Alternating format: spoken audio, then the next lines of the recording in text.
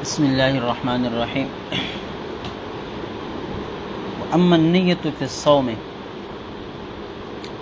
روزے کے اندر نیت کا حکم اور اس کے اعتبار کا ذکر کرتے ہیں۔ صوم لغت میں امساک کو کہا جاتا ہے، اور اصطلاح شریعت میں طلوع فجر سے لے کر غروب آفتاب تک کھانے پینے اور جنسی خواہشات کی تکمیل سے اپنے آپ کو بچائے رکھنا روزے کی نیت کے ساتھ یہ صوم کہلاتا ہے۔ فشرط صحتہ لکل یوم، نیت روزے کے صحت کے لیے لازمی ہے۔ لکل یوم، ہر ایک دن کے لیے الگ الگ نیت کی جائے گی۔ رمضان کا روزہ ہو یا کوئی بھی روزہ ہو، جتنے بھی روزے رکھے جائے، ہر روزے کے لیے الگ الگ نیت لازمی ہے۔ نیت کے بغیر روزہ نہیں ہوگا۔ بعض حضرات کہتے ہیں کہ رمضان کے روزوں میں اگر پہلے رمضان کو نیت کر دی جائے تو آخر رمضان تک وہی نیت کافی ہے، لیکن یہ بات صحیح نہیں ہے، بلکہ ہر روزے کے لیے الگ الگ نیت کرنا لازمی ہے، ورنہ روزہ صحیح نہ ہوگا۔ وَلَوْ عَلَّقَهَا بِالْمَشِيَّةِ صَحَّتْ، اگر نیت کو مشیت کے ساتھ معلق کر دیا جائے، یہ عام بات ہے، صرف یہاں نہیں، مطلق نیت جہاں پر بھی ہو، وہ اگر مشیت کے ساتھ معلق کر دیا جائے صحت تو بھی صحیح ہے۔ اصل میں بعض چیزیں جو ہے اقوال کی قبیل سے ہوتی ہیں، اور بعض چیزیں جو ہے اس کا تعلق دل کے ساتھ ہوا کرتا ہے، نیت کی قبیل سے ہوتی ہے۔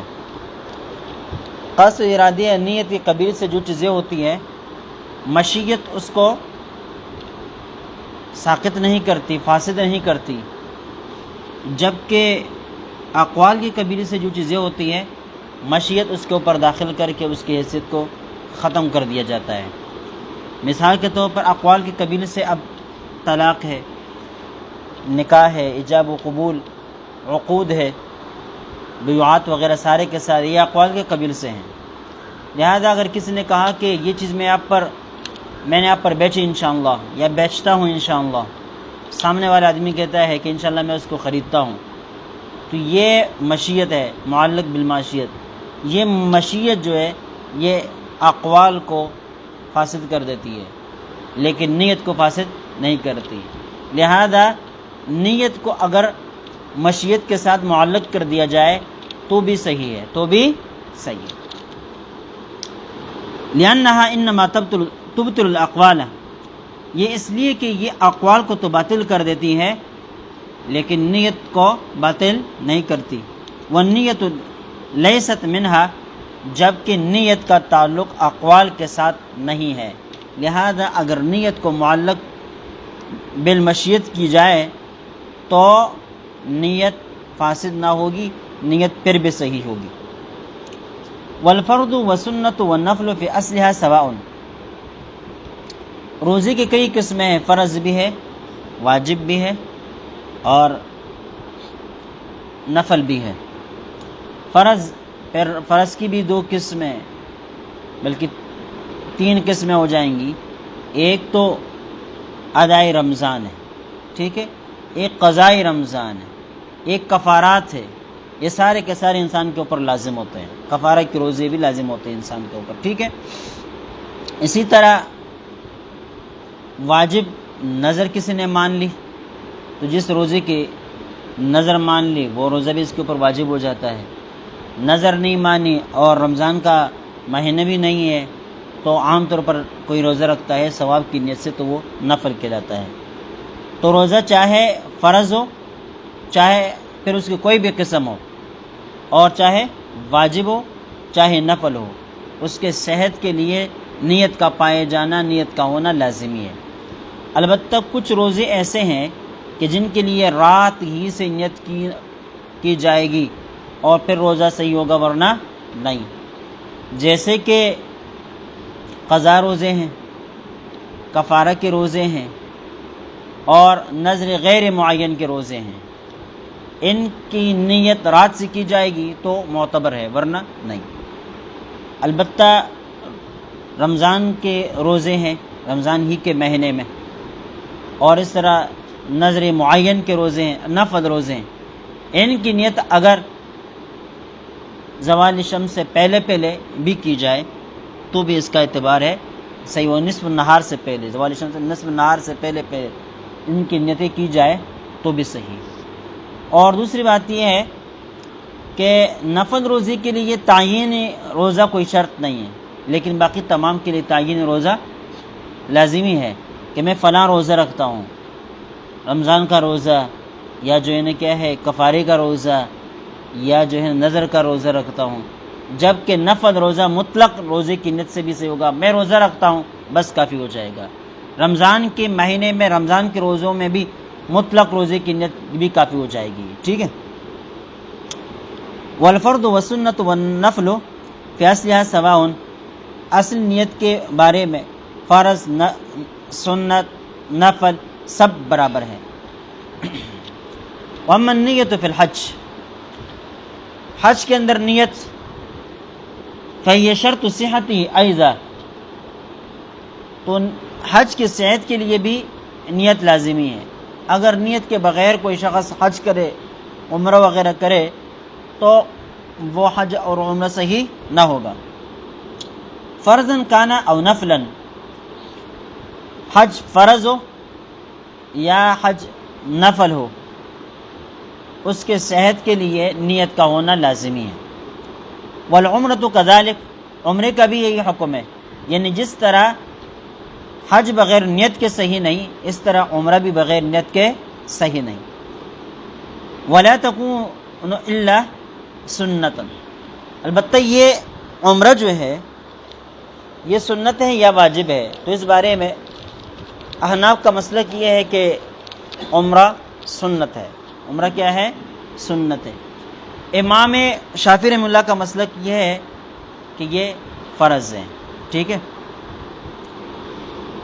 وَأَتِمُّ الْحَجَّ وَالْعُمْرَةَ لِلَّهِ سے استدلال کرتے ہیں، ٹھیک ہے، لیکن ہمارے دلائل بہت زیادہ ہے، یہاں دلائل کے ذکر کرنے کا موقع نہیں۔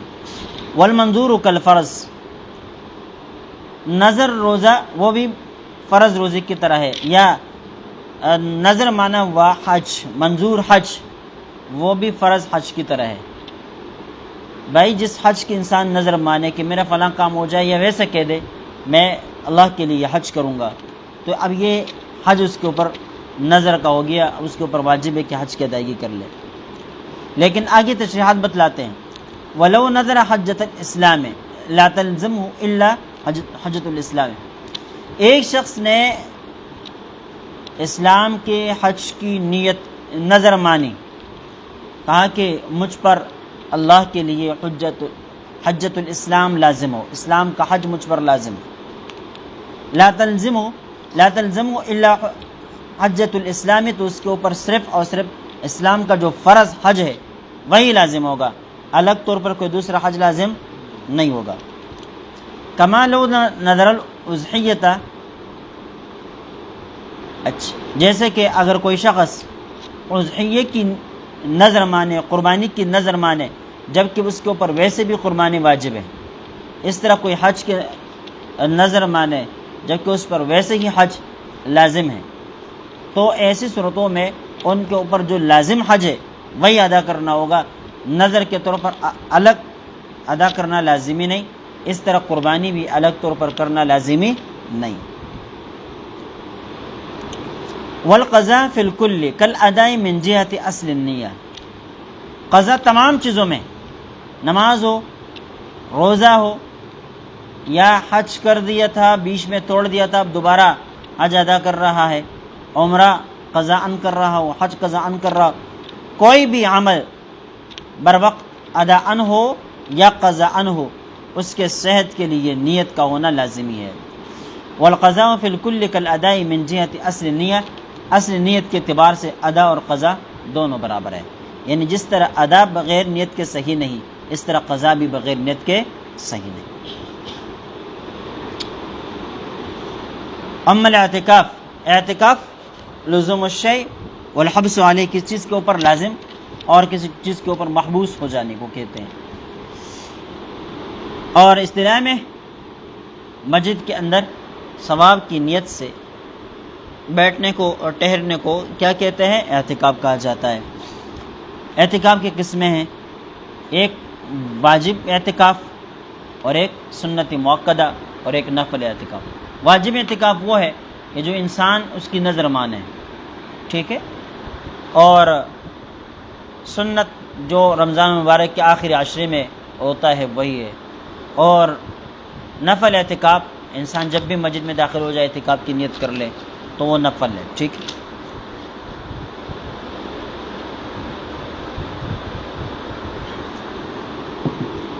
کہتے ہیں سب کے صحت کے لیے نیت کا ہونا لازمی ہے، بھیا شرط و صحت ہے، نیت اعتکاف کی صحت کے لیے شرط ہے۔ کوئی بھی اعتکاف آپ کرے، واجب نظر کی اعتکاف ہو، سنت اعتکاف ہو یا نفل اعتکاف ہو، وہ تب صحیح ہوگا جب اس کی نیت کی جائے۔ واجباً کانا او سنتاً او نفلاً، واجب ہو، سنت ہو یا نفل ہو، کچھ بھی ہو۔ عمل کفارات، کفارات آپ جانتے ہیں یہ وہ چیزیں ہیں جو کسی عمل کے ترک کرنے کی وجہ سے یا کسی کوتاہی جرم کی وجہ سے اس کوتاہی یا اس جرم کی تلافی کے لیے اللہ کی طرف سے مقرر کردہ چیزیں ہیں، عبادات ہیں، ان کو کفارہ کہا جاتا ہے۔ جس طرح کہ روزہ بھی کفارہ کی صورت ہے۔ اب روزہ فی نفس ہی عبادت ہے، لیکن چونکہ جب یہ بطور کفارہ ہوتا ہے تو یہ گویا کہ ایک جرم کی تلافی کے لیے اللہ نے مقرر کر دیا ہے، تو پھر اس صورت میں اس کو کفارہ کہا جاتا ہے۔ کیا کہا جاتا ہے؟ کفارہ کہا جاتا ہے۔ فنیت شرط صحتها عتقا او صیاما او اطعاما، اس کے صحت کے لیے نیت شرط ہے۔ کفارہ تب صحیح ہوگا جب آپ کفارہ کی نیت سے وہ کام کریں گے جو بطور کفارہ آپ کے اوپر لازم ہے۔ عتقاً، اب کفارے کی کئی صورتیں ہیں۔ غلام کو آزاد کرنا، جیسے کہ زہار میں ہوتا ہے یا قسم میں ہوتا ہے یا قتل کے اس میں ہوتا ہے، تو یہ کیا ہے؟ عتق کی صورت ہے اور بطور کفارہ کے ہیں۔ اب یہاں کفارہ تب ادا ہوگا جب غلام کو آزاد کرتے وقت کفارہ کی ادائیگی کی نیت کی ہو کہ میں کفارہ ادا کر رہا ہوں، اس کفارہ کی ادائیگی کے لیے غلام کو آزاد کر رہا ہوں، ٹھیک ہے۔ او صیامن، اگر کفارہ روزوں کی صورت میں ہو تو روزے رکھتے وقت کفارہ کی نیت کرنا، ایک ایک روزے کے ساتھ کفارہ کی نیت کرنا ہوگا کہ یہ روزے میں کفارے کے طور پر رکھ رہا ہوں۔ او اطعامن، کفارہ کی ایک صورت کھانا کھلانا بھی ہے، زہار میں بھی ہے اور قسم کے کفارے میں بھی اطعام ہے، ٹھیک ہے۔ اب زہار کا کھانا ہو یا یمین کا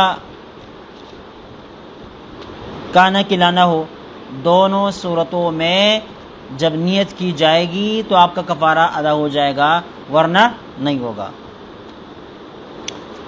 واما زحایا، زحایا اضحیۃ کی جمع ہے یا ضحیٌ کی جمع ہے اور یہ کہتے ہیں قربانی کو۔ فلا بد فیہا من النیہ، اس میں بھی نیت لازمی ہے، اس میں بھی نیت لازمی ہے۔ قربانی کی نیت کی ہے تو قربانی آپ کی ہو جائے گی، ورنہ نہیں ہوگی۔ لیکن عند الشراء لا عند الذبح، البتہ نیت کب کی جائے؟ جانور خریدتے وقت نیت کی جائے یا ذبح کرتے وقت نیت کی جائے؟ کہتے ہیں اگر خریدتے وقت بھی نیت کر دی پھر بغیر نیت کے بھی ذبح کر دیا تب بھی کیا ہو جائے گا؟ بغیر نیت کا یہ مطلب نہیں کہ اللہ کا نام بھی نہ لیا جائے، بلکہ وہاں پر دوبارہ پھر یہ نیت کرنا کہ قربانی کر رہا ہوں، یہ دوبارہ نیت کرنے کی ضرورت نہیں ہے۔ خریدتے وقت، شراء کے وقت اگر قربانی کی نیت کی ہے اور پھر اس کو ذبح کر دیا تب بھی قربانی ہو جائے گی۔ اگر خریدتے وقت قربانی کی نیت نہیں کی ہے، ذبح کرتے وقت قربانی کی نیت کر دی تب بھی قربانی ہو جائے گی۔ وتفرع علیہ، اس کے اوپر یہ مسئلہ متفرع ہے، انہ لو اشتراها بنیت الاضحیۃ، ایک شخص نے جانور کو خریدا اضحیہ قربانی کی نیت سے، فذبحها غیرہ بلا اذن، لیکن اس آدمی کے علاوہ کسی اور نے اس جانور کی مالک کی اجازت کے بغیر اس کو ذبح کر دیا تو یہ قربانی ادا ہو جائے گی یا نہیں؟ تو کہتے ہیں فَإِنْ أَخَذَهَا مَذْبُوحَةً، اگر مالک نے ذبح ہو جانے کے بعد ذابح سے اس کو لے لیا، وَلَمْ يُزَمْ مِنْهُ، اور اس کو تاوان کا ضامن نہیں بنایا کہ بھائی آپ نے میرے جانوروں کو ذبح کر دیا ہے، لہذا اب مجھے کیا دے دے، اس کے ضمان دے دے، تاوان دے دے، تاوان۔ اب اگر اسے تاوان وصول نہیں کیا، اس کو ضامن نہیں بنایا، اجزأتہ، تو کیا ہو جائے گا؟ اس کی طرف سے کافی ہو جائے گا۔ وَإِن ضَمَّنَهُ لَا تُجْزِيهِ، اگر اس کو ضامن بنا دیا کہ تو نے میرے جانوروں کو ذبح کر دیا ہے، لہذا مجھے اس کا تاوان اور ضمان دے دو، تو اب اس صورت میں یہ اس کی قربانی سے کفایت نہیں کرے گا۔ کما فی اضحیۃ الذخیرہ، جیسے کہ ذخیرہ کی اضحیہ میں ہے۔ وہذا اذا ذبحها عن نفسه، لیکن یہ حکم اس صورت میں ہے کہ جب وہ ذبح کرنے والا خود اپنی طرف سے ذبح کر دیں، اپنی طرف سے ذبح کر دیں، جانور کسی اور کا ہے اور قربانی یہ کر رہا ہے اس سے۔ وَأَمَّا إِذَا ذَبَحَهَا عَنْ مَالِكِهَا فَلَا ضَمَانَ عَلَيْهِ، البتہ اگر دوسرا آدمی جانوروں کو ذبح کر لے اپنی نیت سے نہیں، مالک ہی کی نیت سے، تو اب اس صورت میں کیا ہوگا؟ اس کے اوپر کوئی ضمان نہیں آئے گا اور قربانی اس آدمی کی ہو جائے گی۔ وَهَلْ تَتَعَيَّنُ الْأُضْحِيَّةُ بِالنِّيَّةِ، یہ بہت اہم مسئلہ ہے۔ قربانی کے ایام میں لوگ جانور خریدتے ہیں قربانی کی نیت سے، تو آیا یہ قربانی کے لیے اب مخصوص اور مختص ہو جائیں گے یا نہیں؟ قربانی کے لیے مخصوص اور مختص ہو جانے کا مطلب یہ ہے کہ اب اس جانور کو آگے بیچا نہ جا سکے، اس جانور سے کسی قسم کا نفع اور منفعت حاصل نہ کیا جا سکے، مثلا اس کا دودھ نہ نکالا جا سکے، نہ دھوا جا سکے، ٹھیک ہے، اس طرح اس کے اوپر سواری بھی نہ کی جا سکے۔ یہ قربانی کے لیے اب کیا ہو گیا؟ متعین ہو گیا۔ اگر متعین نہیں ہوتا تو پھر اس صورتوں میں یہ تمام کام کیا ہوں گے؟ جائز ہوں گے۔ اس وجہ سے اس بات کو جاننا ہے۔ کہتے ہیں قالوا ان کان فقیرا وقد اشتراها بنیتها تعینت، قربانی کا جانور خریدنے والا قربانی کے ایام میں کوئی فقیر انسان ہے اور اس نے قربانی کی نیت ہی سے اس جانور کو خریدا ہے، تعینت، تب اس صورت میں یہ اضحیہ متعین ہو جائے گا، اب اس کو بیچ بھی نہیں سکتا اور اس سے کوئی منفعت بھی حاصل نہیں کر سکتا۔ فلیس لہ بیعھا، اچھا اب اس کے لیے اس کو بیچنا جائز نہیں۔ وَإِن كَانَ غَنِيًّا لَمْ تَتَعَيَّنْ، اگر یہ خریدنے والا کوئی مالدار آدمی ہے جس کے اوپر ویسے ہی قربانی واجب ہے تو لم تتعین، اس کے حق میں یہ جانور متعین نہیں ہوگا۔ لیکن والصحیح انہا تتعین مطلقا، صحیح قول یہ ہے کہ جانور مطلق متعین ہو جائے گا قربانی کے لیے، چاہے خریدار کوئی فقیر ہو چاہے مالدار ہو، دونوں صورتوں میں اب یہ جانور قربانی کے لیے متعین ہو گیا ہے، لہذا اب اس کو بیچے بھی نہیں اور اس سے کوئی نفع فائدہ بھی نہیں اٹھایا جا سکے گا۔ فَيَتَصَدَّقُ بِهَا الْغَنِيُّ بَعْدَ أَيَّامِهَا حَيَّةً، یہی وجہ ہے کہ قربانی کے ایام میں مالدار آدمی قربانی نہ کر سکا، یہ جانور کڑا ہے لیکن اس کو ذبح نہیں کیا، یا یہ کہ گم ہو گیا، پھر بعد میں یہ جانور مل گیا، تو اب مالدار پر لازم ہے کہ اس کو زندہ صدقہ کر دیں۔ تو اب دیکھیں زندہ صدقہ کرنا اس بات کی دلیل ہے کہ یہ متعین ہونے سے متعین ہو گیا ہے، ورنہ اب صدقہ کرنے کی ضرورت نہ ہوتی۔ وَلَكِنَّ لَهُ أَن يُقِيمَ غَيْرَهَا مَقَامَهَا، البتہ مالدار کے لیے صرف اتنا گنجائش ہے کہ اس کے بدلے میں دوسرا جانور رکھ سکتا ہے، اس کے بدلے میں دوسرا جانور لے سکتا ہے، اس کو چھوڑے دوسرا جانور قربانی کے لیے خرید لے اور اس کو قربانی کا بنا لے، ٹھیک ہے، یہ صرف اس کے پاس گنجائش ہے۔ تو یہ غنی اور فقیر کے درمیان جانوروں کے تعین اور عدم تعین یا جانور کے اندر فرق ہونے کے اعتبار سے صرف یہی فرق ہے کہ فقیر کو یہ گنجائش حاصل نہیں ہے اور مالدار کو یہ گنجائش حاصل ہے کہ مالدار اس کی جگہ پر دوسرا جانور رکھ سکتا ہے، فقیر دوسرا جانور اس کی جگہ پر نہیں رکھ سکتا۔ کما فی البدائع من الاضحیہ، جیسے کہ بدائع الصنائع میں اضحیہ کے اندر ہے۔ بعض حضرات نے یہ کہا ولیکن لہ ان یقیم غیرہا مقامہا، اس کا مطلب بعض حضرات نے یہ بیان کیا ہے کہ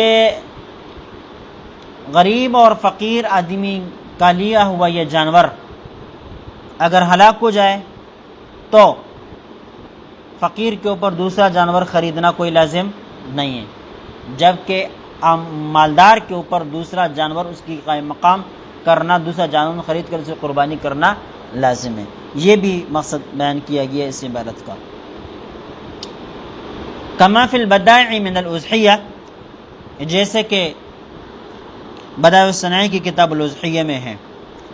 قالوا والہدایا کالضحایا، فقہاء کرام نے کہا ہے کہ ہدایہ کا حکم بھی وہی ہے جو ضحایہ کا ہے۔ ہدایہ ہدیون کی جمع ہے، جو جانور حرم میں لے جا کر وہاں ذبح کر دیا جاتا ہے اس کو ہدیون کہتے ہیں، حج کہتے ہیں، اس کی جمع ہدایہ آتی ہے۔ تو جو احکام ضحایہ کے ہیں وہ سارے کے سارے احکام کس کے ہیں؟ ہدایہ کے بھی ہیں۔ وَأَمَّا الْعِتْقُ، اچھا یہ بات یہاں تک جو ہے عبادات کا سلسلہ تھا، یہ کہا تھا کہ عبادات لا تصح العبادۃ الا بها، عبادتیں بغیر نیت کے صحیح نہیں ہوتی، یہاں پر عبادت کی بات ختم ہو گئی۔ اب اس سے آگے وہ چیزیں ذکر کر رہے ہیں کہ جو فی نفسی عبادت تو نہیں ہے لیکن اس کے اندر عبادت کا پہلو موجود ہے، اس کے اندر عبادت کا ایک پہلو موجود ہے۔ ایسے معاملات کو ذکر کر رہے ہیں جن کے اندر کیا ہے، اصل میں تو وہ عبادت نہیں ہے لیکن اس کے اندر نیت کے ذریعے سے عبادت کا پہلو پیدا کیا جا سکتا ہے، یعنی کسی نہ کسی طریقے سے اس کے اندر عبادت کا پہلو موجود ہے۔ اب ان چیزوں کو ذکر کرتے ہیں، ان میں سب سے پہلے العتق، غلام آزاد کرنا ہے۔ فعندنا لیس بعبادت وضع، چونکہ غلام آزاد کرنا وضعی اعتبار سے کوئی عبادت نہیں ہے۔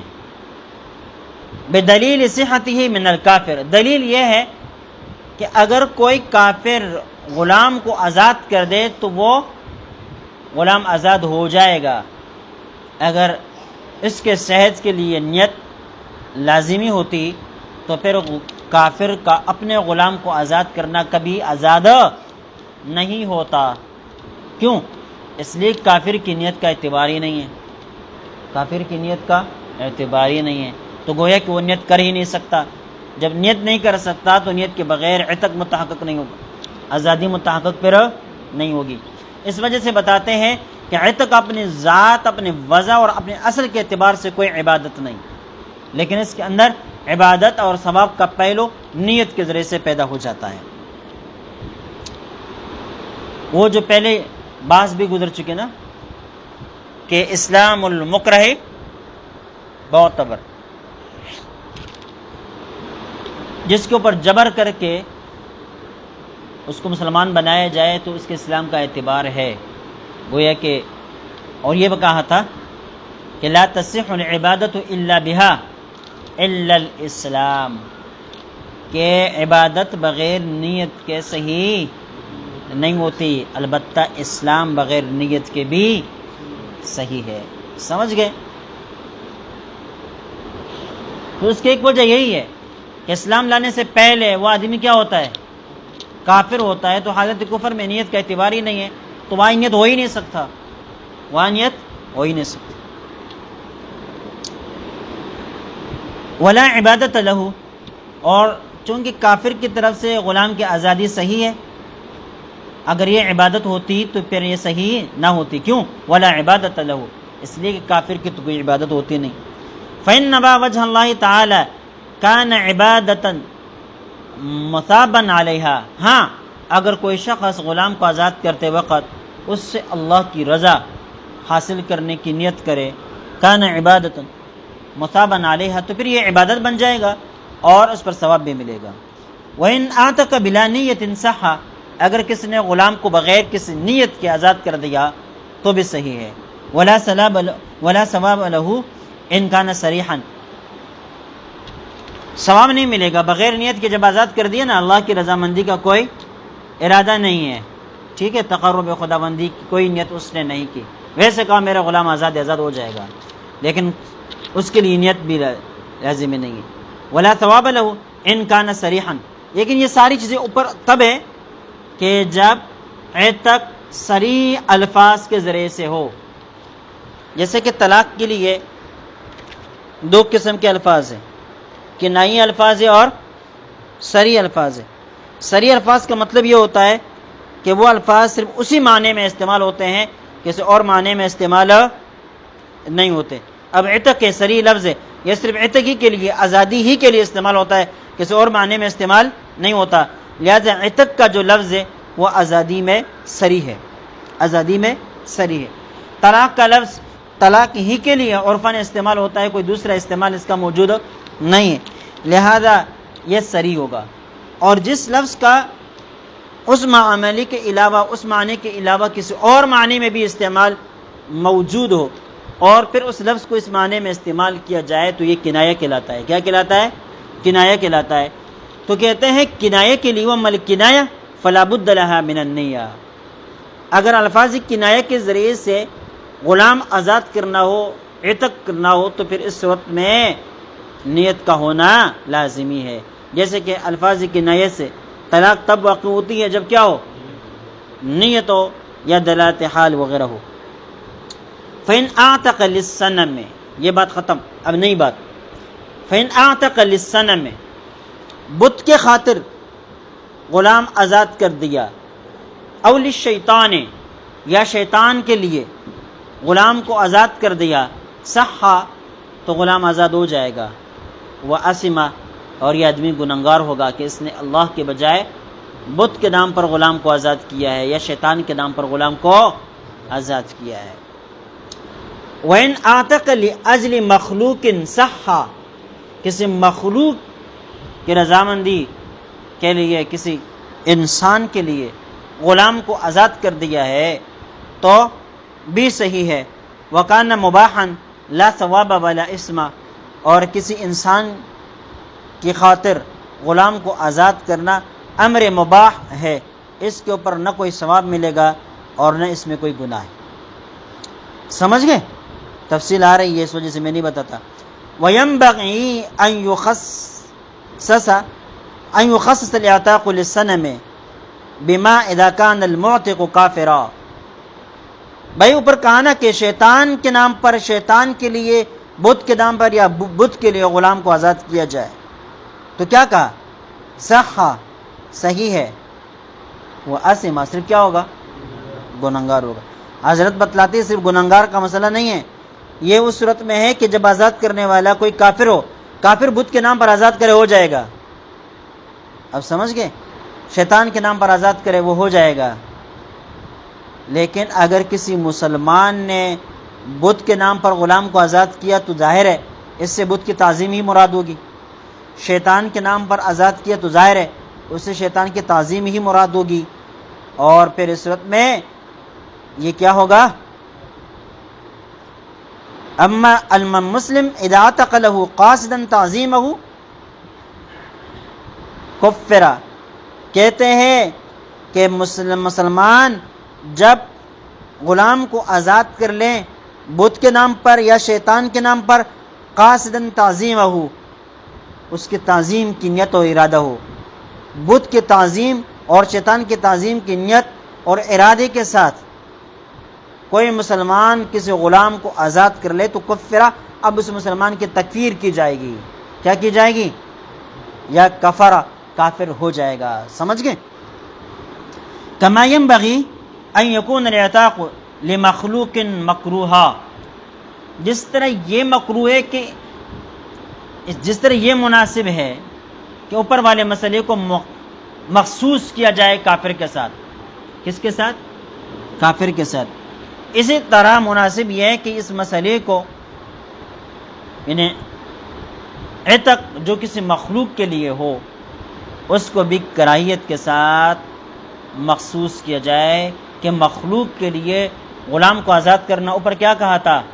کان مباحا لا ثواب ولا اسم، نہ ثواب ہے اور نہ گناہ ہے.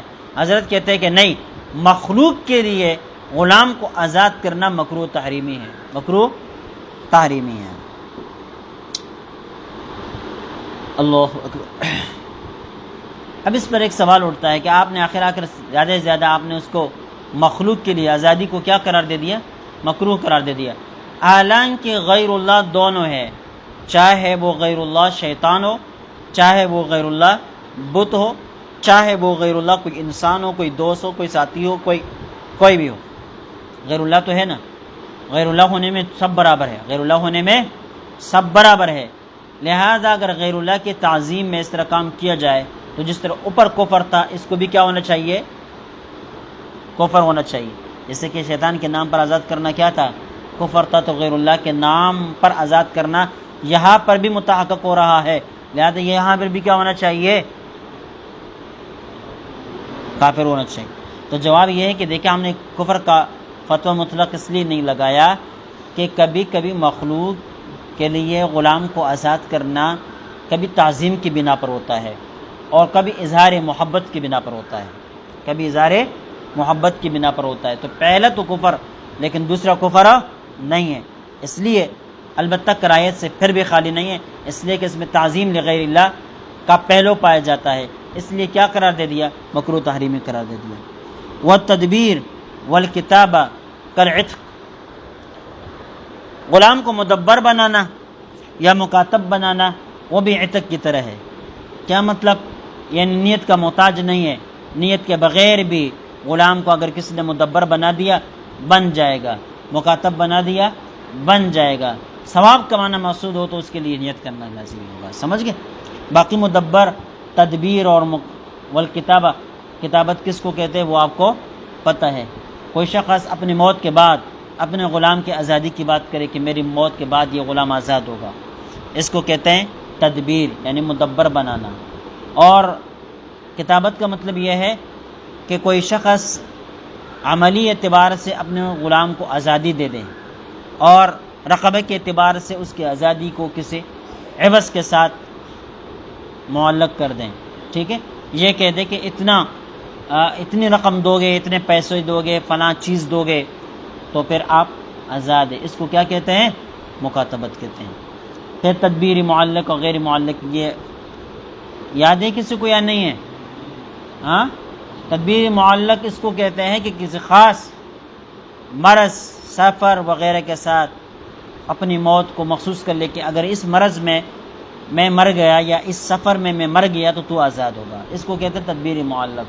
اور غیر معلق کے مطلق کہہ دے کہ میرے مرنے کے بعد تو آزاد ہوگا.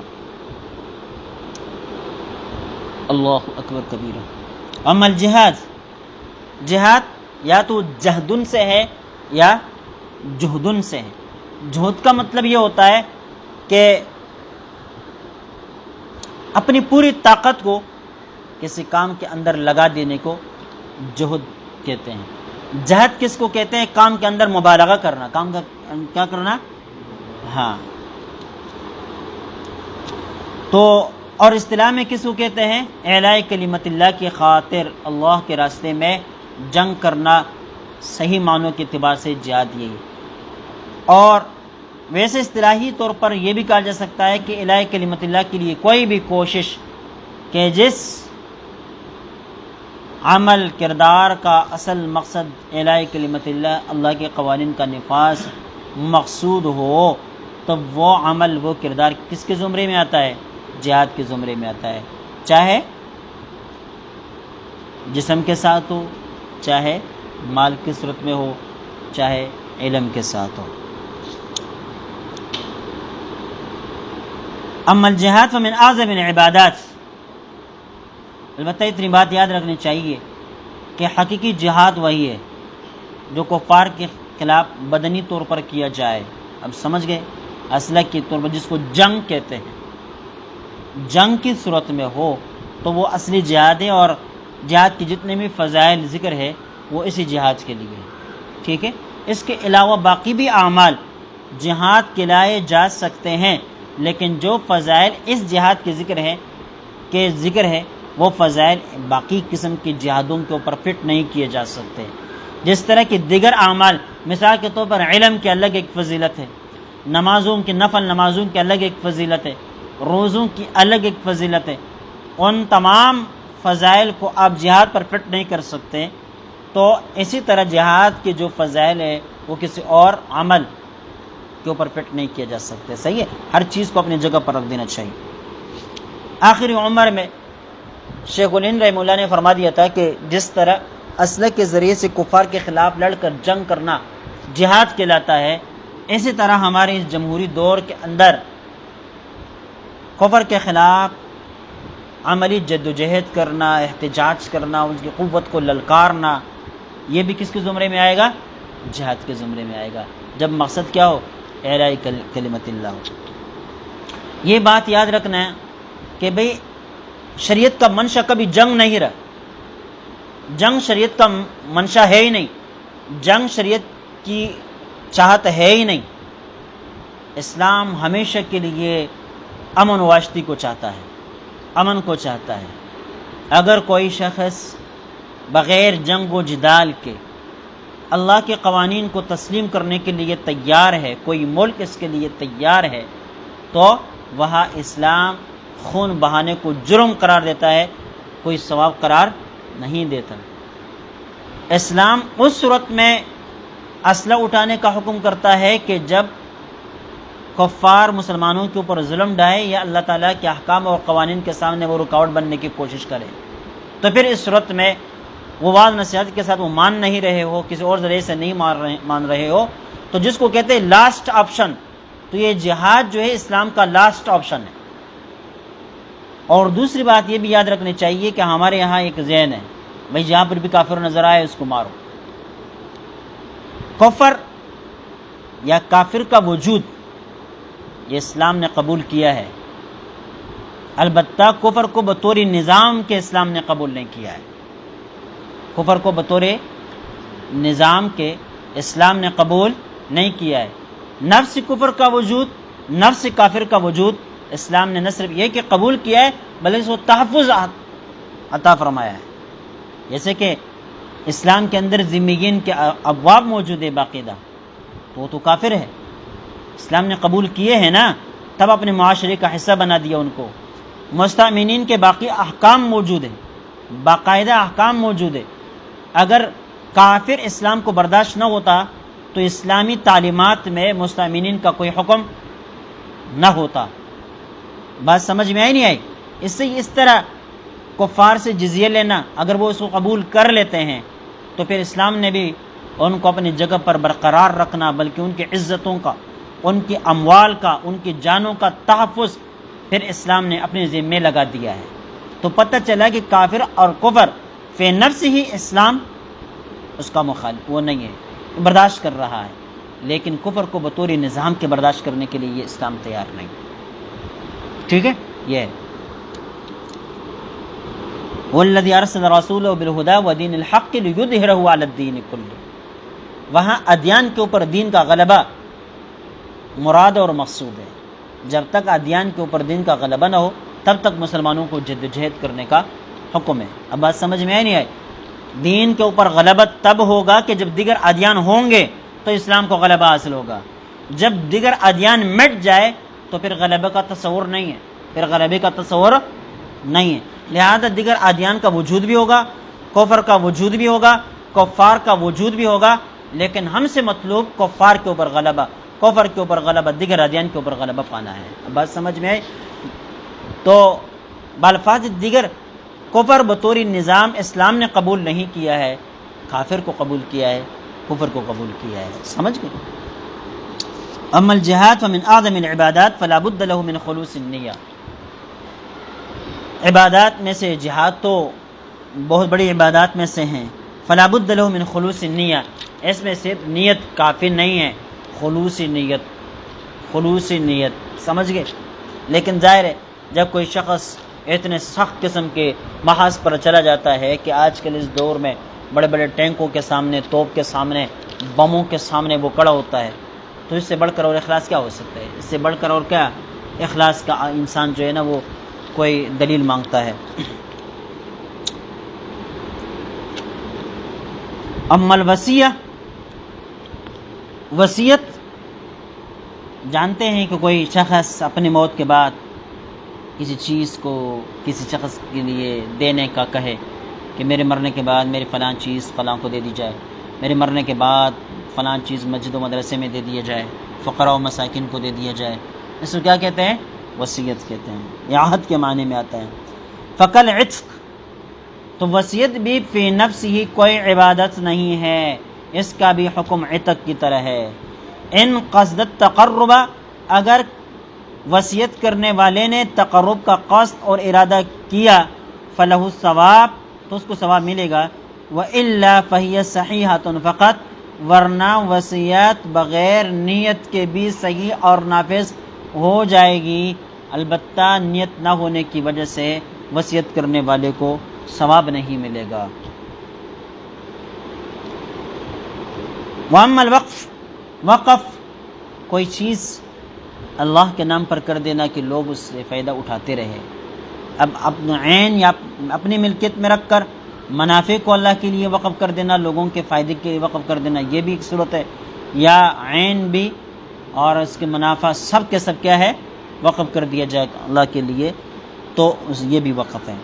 کہتے ہیں فلیس بعبادت وضعا، یہ بھی کوئی وضعی عبادت نہیں ہے عتق کی طرح، بدلیل صحتہ من الکافر، اس کی بھی وہی دلیل ہے جس طرح کہ عتق وضعی اعتبار سے عبادت نہیں تھی، عبادت نہ ہونے کی وجہ کہ صحتہ من الکافر، کہ یہ کافر کی طرف سے بھی صحیح ہوتا ہے، تو اسی طرح یہ وقف بھی کافر کی طرف سے صحیح ہے۔ اس سے پتہ چلا کہ یہ فی نفس ہی وضع کے اعتبار سے عبادت نہیں ہے، اس کے اندر عبادت کا معنی اور پہلو نیت پیدا کر دیتی ہے۔ فَإِنَّ وَالْقُرْبَ فَلَهُ الثَّوَابُ، اگر کسی نے قربت کی نیت کر کے وقف کیا تو اس کو ثواب ملے گا، وَإِلَّا فَلَا، ورنہ اس کو ثواب نہیں ملے گا، وقف ہو جائے گا، وقف ہو جائے گا۔ بس آگے بات لمبی